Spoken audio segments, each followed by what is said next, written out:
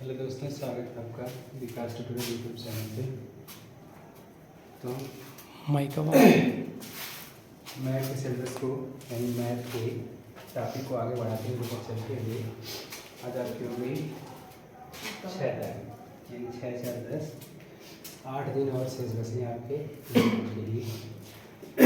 तो आप लोगों ने देखा अभी तक हमारी क्लासें चल चुकी हैं, यानी 5-2-7 क्लासें चल चुकी हैं। 7-8 क्लासें और चलेंगी, जिसमें से आपको अभी तो नंबर सिस्टम, सरलीकरण और थोड़ा अलजेब्रा के सवाल कुछ मिक्स हो रहे हैं। तो इसी प्रगति को आगे, इसी कार्यक्रम को आगे बढ़ाते हुए चलते देखते हैं आगे सवाल आपका क्या होता है। अच्छा, तो सबसे पहले आपको करना क्या होता है, यानी आप लोगों ने सिलेबस जान लिया है। सिलेबस में तो 20 नंबर का ही क्या है, 20 नंबर का आपका, यानी जिसमें आप पढ़ते हो, आप पढ़ रहे हो इस समय, वही आपका चलेगा। और 10 नंबर में आपको पूछता है पेडागॉजी। पेडागॉजी में आप क्या जानते हो, किस तरह से बच्चों को पढ़ाया जाए मैथ को उनके अच्छा तरह से, यानी किस विधि का प्रयोग करें कि बच्चे आसानी से उस कंसेप्ट को सीख सकें, यानी मैथ वाले सिलेबस को सीख सकें। तो हम उस पर ना बात करके आज हम बात करने वाले हैं किस पे, आपके 20 नंबर वाले जहाँ से मिलते हैं आपको। 20 नंबर में सबसे हैवी पोर्शन आपका आता है मेंसुरेशन, ज्योमेट्री और अलजेब्रा। इन्हीं 3 टॉपिक ऐसी है कि आपको अच्छी तरह से आ जाएगा। तो ये देखो, मेंसुरेशन तो आपका बेस तो आपके फार्मूले पर है, जिसको फार्मूला याद है मेंसुरेशन का, वह अधिकतर सवाल क्या करेगा, उस पर सेट कर देगा। उसी प्रकार से ज्योमेट्री है, ज्योमेट्री में थोड़ा बहुत आपको करना होता है। और अलजेब्रा है, अलजेब्रा आपका जिसमें एक्स वाई जेड आदि शामिल होते हैं। तो चलते हैं आज के सवाल पे, देखते हैं आज का अगला सवाल क्या मिलता है आपका। अच्छा, आपके अगला सवाल देख रहे हो क्या है, नंबर सिस्टम से थोड़ा सरल करना है इसको। नंबर सिस्टम में इसको सरल करना है। तो देखो भाई, आपके पास है कुछ भिन्न है। देखो, ऐसे भिन्न को सॉल्व करने के लिए हम भिन्न लिख देते हैं। यहाँ पे एक है, माइनस का दिया है 1/1 माइनस 1/2 माइनस 1/3। इस प्रकार के भिन्न को सॉल्व करने के लिए आप नीचे से चलते हैं, यानी नीचे से इस प्रकार से नीचे से सॉल्व करते करते आप ऊपर पहुंचते हो। तो सबसे पहले आपको नीचे वाली भिन्न सॉल्व करनी होगी, जिसके बटे कुछ ना उसके बटे 1 होगा। एलसीएम आएगा 3, 3 दूना 6, 6 में से 1 जाएगा तो 5 आएगा। तो इतनी वाली बात को आप लिख क्या सकते हो, कितना आया था, 5/3 आया था। अच्छा देखो, यहाँ पे एक आप बात पढ़े हो कि अगर 4 भिन्न आपस में जुड़ी हुई हैं, पहला गुणे चौथा, दूसरा गुणे तीसरा होता है। देखो, ये तो अपने आप में भिन्न दिखाई दे रही है, लेकिन एक का भिन्न कोई नहीं है। तो 1 के बटे 1 कर दो आप, 1/1/5/3, तो 3 का हो जाएगा, ऊपर चला जाएगा।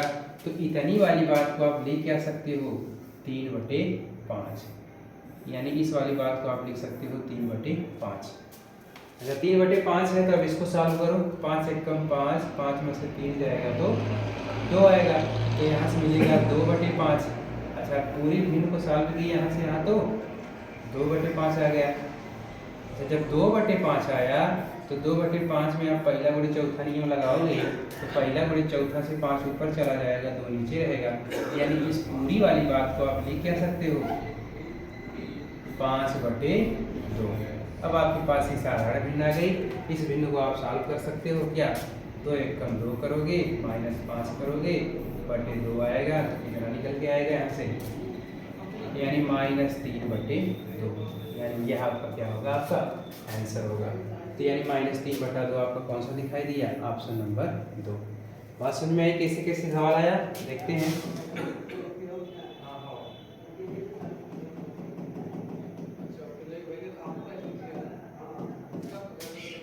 -3/2 आ गया, तो आपका ऑप्शन कौन सा होगा, दूसरा हो गया। यानी ऐसे भिन्न को सॉल्व करने के लिए आप नीचे से चलते हो, नीचे से आपकी यह भिन्न मिली, फिर इसको सॉल्व किए तो जो भी आया तो इसके बटे हो गया। यहाँ से आपने इस भिन्न को पूरा सॉल्व किया तो कितना आ गया, -3/2 आ गया। बात समझ में आई। यानी ऐसे भिन्न को आपको सरलीकरण पूछता है। आगे चलते हैं। आगे सवाल है सिंप्लीफिकेशन का, जिसे आप सरलीकरण करते हैं। यह भी सवाल पूछा गया है आपका 2023, यानी 10 जनवरी 2023 का सवाल है। 10 जनवरी 2023 का सवाल है ये। तो हम इसको सॉल्व करते हैं, क्या आता है इसका आंसर। देखो भाई, दिया है -1 की पावर 0 प्लस -2 की पावर 1 प्लस -3 की पावर 2 प्लस -4 की पावर 3 प्लस गुणे किया है, अब इसको पूरे ब्रैकेट बंद कर लिया, अब गुणे किया है 1 की पावर -3। ठीक ना। तो ऐसे सवाल को सॉल्व करने के लिए देखो, यानी किसी की पावर अगर 0 दिखाई देती है तो वहाँ से मान निकल के आता है 1। कोई दुनिया की कोई भी संख्या हो, अगर उसकी पावर अगर 0 है तो वहाँ से मान क्या निकल के आता है, 1 आता है। यानी -1 की पावर 0 है तो यहाँ क्या आएगा, 1 आएगा। तो यहाँ से 1 निकल के आएगा, प्लस यहाँ 2 की पावर 1 है, -2 की पावर 1 है तो यहाँ से मिलेगा -2 मिलेगा। यहाँ 3 की पावर 2 है तो -3 का होगा, 2 बार गुणा होगा, -3 गुणे -3, 3 3 के 9 होगा और प्लस का 9 मिलेगा। तो यानी यहाँ पे आप लिख सकते हो प्लस का 9। ठीक, तो यहाँ से बात आती है, अब देखो बात क्या आती है, माइनस होगा। कैसे माइनस होगा, 4 चौक को 16 चौक को 64, यानी 4 2 बार आता तो प्लस होता, लेकिन 4 3 बार आ गया वो अभी माइनस के साथ, तो 2 4 माइनस वाले मिलेंगे तो प्लस बनाएंगे, लेकिन अगला जो -4 होगा वह क्या बना देगा, माइनस बना देगा। तो 4 चौक को 16 चौक को 64 मिलेगा। अब उसकी पावर आए बगल में दे दिया आपको 1 की पावर -3 दे दिया। ठीक, अब इसको सॉल्व करो, 9 1 10, 64 2 66, 66 में से 10 जाएगा तो क्या मिलेगा, यानी -66 है प्लस 10 है। अब पूरे में कितना है, अब देखो पावर माइनस है तो पावर माइनस है, इसको प्लस लाने के लिए उसी संख्या को आप बटे में ला दो, 1/1 की पावर 3 कर दोगे, कोई समस्या नहीं है। तो यानी 1/1 की पावर 3, यानी 1 की पावर कुछ भी होती है तो उसका मान क्या आता है, 1 ही आएगा। तो यहाँ 66 में से अगर आप 10 घटाओगे तो कितना मिलेगा, 56 मिलेगा। तो 56 मिलने के बाद आपका कौन सा आंसर दिखाई दिया, यानी 56 कहाँ पे है, ऑप्शन नंबर 2 अपना कौन सा है, -56। यानी इसको सरल करने के बाद आपके पास आया कौन सी, -56। तो ऐसे सवालों को सॉल्व करने के लिए थोड़ा सा अच्छी से बात ध्यान देना होगा। लेकिन देखो यहाँ पे यह बात थोड़ी सी ध्यान देने वाली बात है कि 1 की पावर -3 है। कुछ लोग तो डायरेक्ट यही कहेंगे कि 1 की पावर आसानी सवाल देखेंगे नहीं, ये सोचेंगे कि -1 आपका है, तो -1 आप गुणा करोगे तो कुछ आंसर लगाने लगेगा। तो बात समझ में आई। तो देखते हैं अगले सवाल पे। अगला सवाल आपको क्या आता है, अगला सवाल निम्न में से कौन सी संख्या 11 से विभाजित नहीं है। आप लोगों ने हमने पिछली क्लास में बताया था, कुछ क्लास यानी दूसरे तीसरी क्लास में बताया था 11 के विभाजिता का नियम। 11 के विभाजिता का नियम क्या होता है, 11 के विभाजिता का नियम आपको पता होगा कि अगर आपके पास संख्या दी गई है, आपको मान लेते हैं ऑप्शन नंबर पहला देख लो, क्या है, 10 है, 1 है, 10 है, 13 है, यह आपको संख्या है।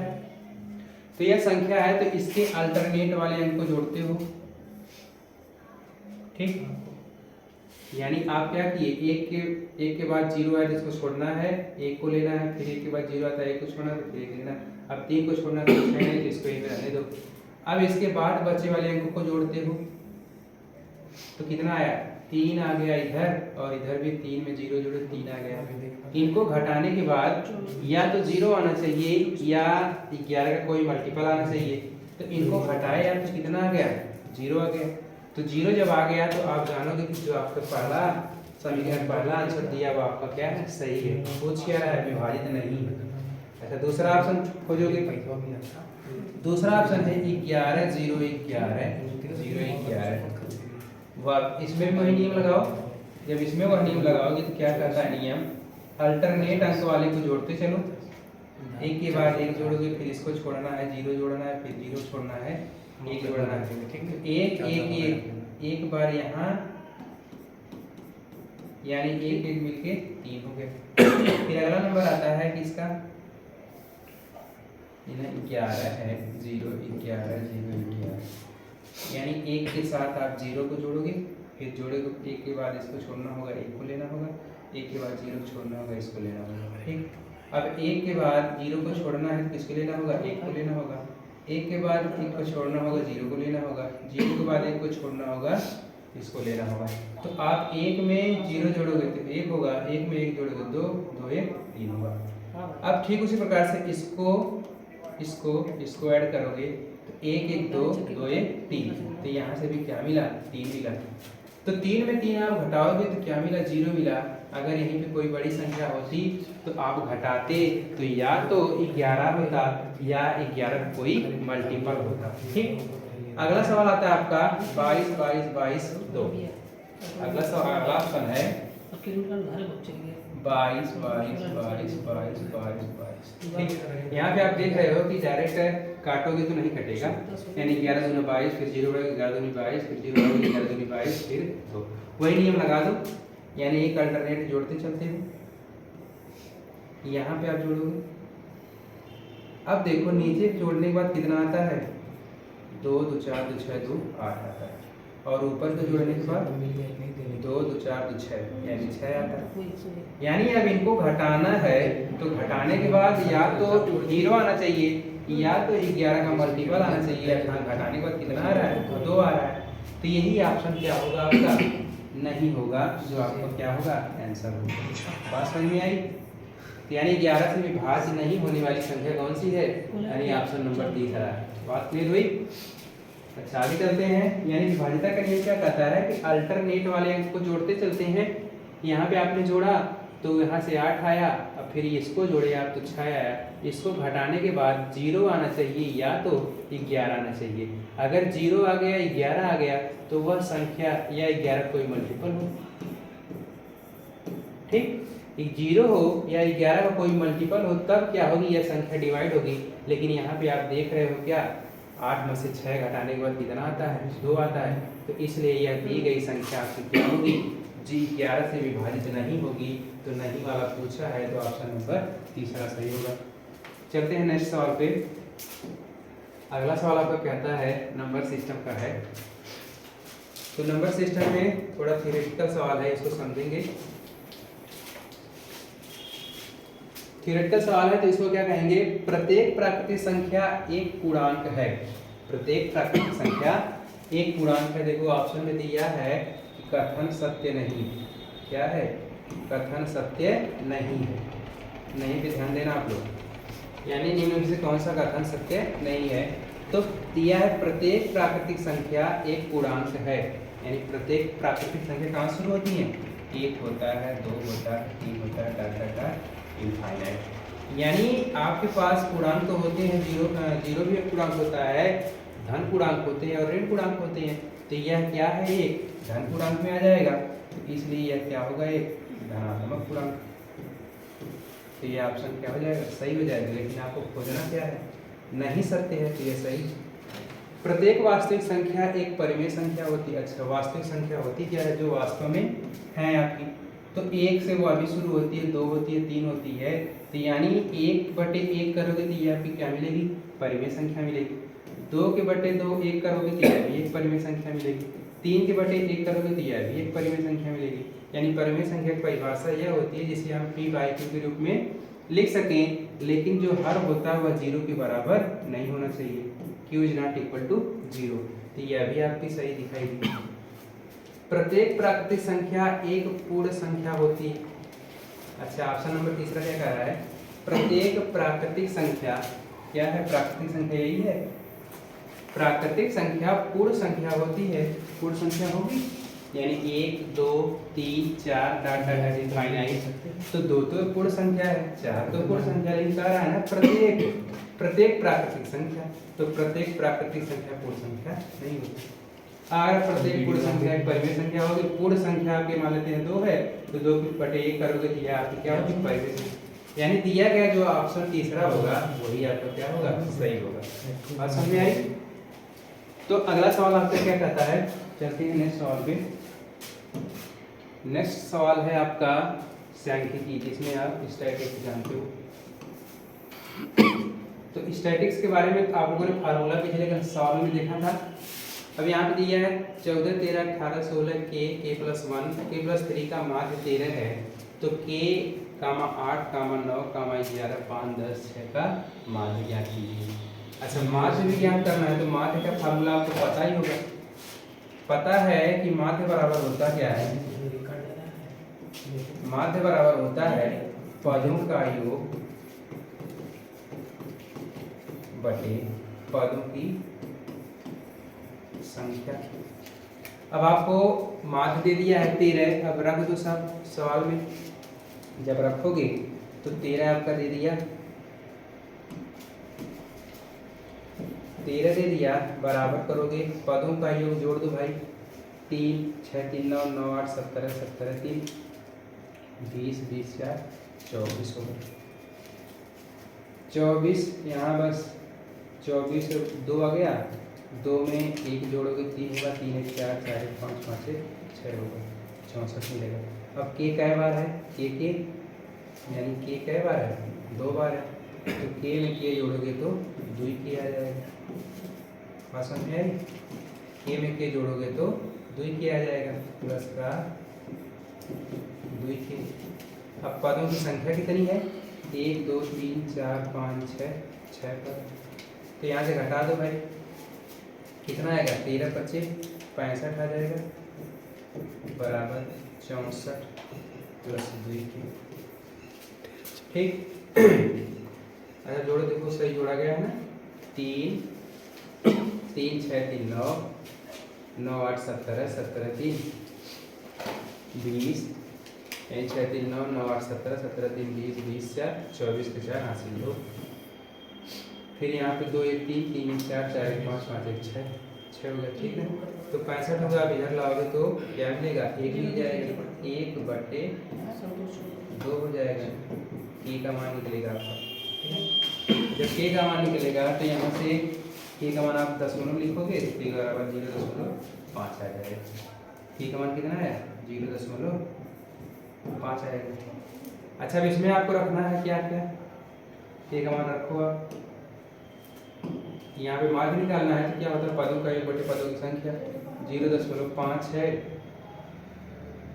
8 है, 9 है, 11 है, 5 है, 10 है, 6 है, तो 1 2 3 4 5 6 7 है, 1 2 3 4 5 6 7 है, तो जोड़ोगे तो 10 है, 16 16 5 21 16 5 21 21 11 21 10 31 31 1 32 32 9 41 41 8 41 8 49, यानी कितना मिलेगा 49.5 बटे 7, यानी 7 सते 49 आ जाएगा, यानी ऑप्शन नंबर कौन सा दिख गया, यानी के 8 9 10 11 यानी 6, तो ऑप्शन नंबर 7। बात समझ में आई। तो चलते हैं नेक्स्ट क्लास, नेक्स्ट सवाल पे। नेक्स्ट सवाल क्या कहता है, यदि किसी संख्या का 2/3 84 है, क्या है 84 है, तो उस संख्या का 45% क्या होगा, यानी दी गई संख्या कोई है, मान लेते हैं वह संख्या क्या है आपकी x है, वह संख्या x है, जब x है तो x का क्या कर दो 2/3 बोले तो 2/3 और x का 2/3 करना है, बराबर लाना है कितना 84 लाना है, ठीक आसान सवाल है। तो x का मान अगर डायरेक्ट निकालोगे तो यह क्या होगा 84, 3 क्या है भाग में तो गुणा हो जाएगा बटे 2 हो जाएगा, इसे काटोगे तो क्या मिलेगा 2 चौको 8 2 दूना 4 गुणे 3 3 दूनी 6 3 चौको 12, यानी 126 आ गया, ठीक। जब 126 आ गया तो कह रहा है 126 का 45% ज्ञात करना है, 126 का 45% ज्ञात करना है। जब 45% को हटाते हैं तो 100 से क्या करते हैं भाग करते हैं, फिर 126 गुणे 45 बटे 100 करोगे। अब इसको गुणा करना होगा आपको, जब गुणा करोगे तो कितना आएगा 126 गुणे 45, 5 6 का 30 आएगा, 5 2 10 1 10 3 13 होगा, 5 1 कम 5 5 1 6 होगा, 4 छक्के 24 होगा, 4 दूनी 8, 2 10 होगा, 4 एक कम 4 1 5 होगा। तो 0 7 6 5 यानी 56 70 होगा, बटे 100 आएगा आपका। यानी 2 अंक पे दशमलव लगाना पड़ेगा आपको। जब भाग दोगे तो 56.70 आएगा। तो 0 को वही नहीं लिखते हैं तो आपका कितना गया 56.7 दिया गया ऑप्शन आपका 2। बात समझ में आई? यानी आपको यहाँ से ध्यान देना होगा कि आप जब परसेंट को हटाते हो, 45% दिया है, जब परसेंट को हटाते हो तो आप क्या करते हो 1/100 से गुणा कर देंगे। जब गुणा करोगे तो यही 126 का 45% ज्ञात करना है, तो 45/100 होगा। आप गुणा करोगे 56 70 आएगा। जब 56 70 आएगा 100 से भाग देना होगा, 2 अंक पे दशमलव लग जाएगी। तो 0 की लिखते नहीं हैं तो यही आएगा आपका क्या 56.7, जो ऑप्शन नंबर आपका दूसरा है। अच्छा आगे बस आज के लिए इतना ही। मिलते हैं नेक्स्ट वीडियो में, तब तक के लिए चैनल को लाइक शेयर एंड सब्सक्राइब जरूर करें। धन्यवाद।